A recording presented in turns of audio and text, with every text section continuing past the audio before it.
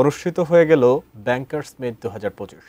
City Bank, Prime Bank ও এবি ব্যাংকের সহযোগিতায় অনুষ্ঠানের আয়োজন করে সংযুক্ত আরব আমিরাত ভিত্তিক প্রতিষ্ঠান ফিল্পস লিমিটেড। রাজধানীর একটি 5 তারকা হোটেলে দেশের শীর্ষস্থানীয় ব্যাংক ও আর্থিক প্রতিষ্ঠানের কর্মকর্তারা এতে যোগ দেন। আলোচনা হয় ভবিষ্যৎমুখী ডিজিটাল ব্যাংকিংয়ের ক্ষেত্রে সহযোগিতা এবং দৃষ্টিভঙ্গি বিনিময় করেন তারা। এ সময় সিটি ব্যাংক ও এবি ব্যাংক এর সঙ্গে নতুন অংশীদারিত্ব ঘোষণা দেয় ফিল্পস। প্রতিষ্ঠানটির সহযোগিতায় city touch digital banking platform সম্পূর্ণভাবে পুনর্গঠন করবে সিটি ব্যাংক।